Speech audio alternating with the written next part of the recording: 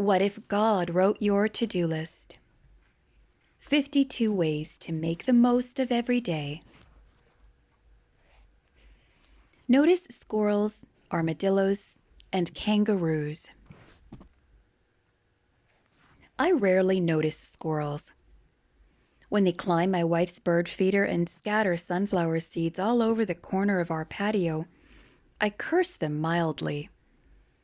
But if I see one perched on a tree branch, I certainly don't squeal with amazement. Look, a squirrel. That's because here in the Midwest, they're everywhere. On the other hand, when a business trip took me to South Texas, I slammed on my brakes to marvel at an armadillo waddling along the roadside. Thankfully, my host in the passenger seat was wearing his seatbelt. He laughed a bit before saying, "Really? You almost killed us for an armadillo?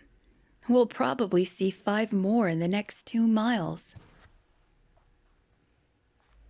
I've not visited Australia. It's on my bucket list. But I understand that once you get out of the cities, kangaroos are more of a nuisance than an attraction. They frequently tend to make life difficult for drivers, farmers, and golfers. If a kangaroo leaped across your path in North America, you'd tell that story for the rest of your life. In Australia, not so much. The lesson seems to be that we take for granted the things we see every day. That's not surprising because, well, we see them every day.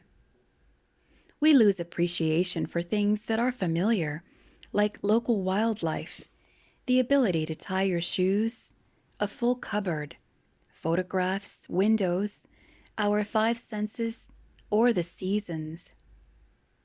But wait a second. Those things actually are quite astounding. Have you ever really watched a squirrel climb down a tree or jump from one little branch to another little branch? Incredible. And how is it possible for you to tie your shoelaces without thinking about it? Loop, swirl, push through, grab, snap, but you do it. Plus, there's food in your kitchen cupboard. And if you run out, you can go to the store for more. Then consider that some human minds, like Joseph Nicephore Niepce and Louis Daguerre, invented the camera so we could preserve visual images on paper to look at again later. How does that happen? And think about glass. It's solid, but you can see through it. What? How? Wow! Finally, don't get me started on the senses: tasting, seeing, feeling, hearing, and smelling. Or the way the Earth rotates on an axis of exactly 23.5 degrees to provide us with 4 seasons. Friends, I think we need to spend more time being amazed. I think we need not just to notice creation, but to follow King David's example. I will meditate on your majestic, glorious splendor and your wonderful miracles. Psalm 145, verse 5, New Living Translation. And make sure that includes the miracle of everyday stuff we take for granted. Atheism is in vogue these days. We listen politely as scientists explain how the universe came into being, how refraction creates a rainbow, how armadillos survived because evolution gave them armor plates. Evolution also led to our 5 senses and ligaments in our fingers that allow us to grasp, twist, and twirl a shoelace.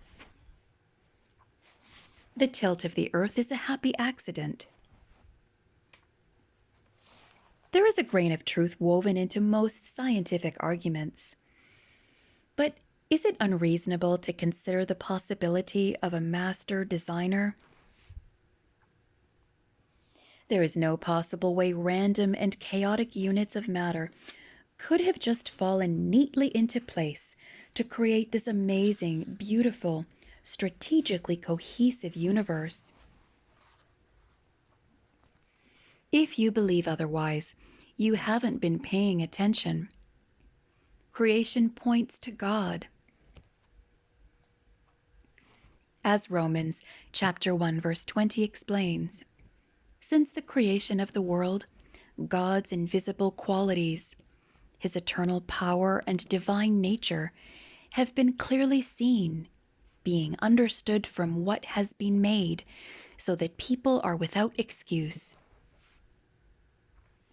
In summary, those who look around and allow themselves to reflect on the magnificence of creation have no choice but to conclude that God is designer, builder, and master. Anyone who fails to get that idea must be distracted.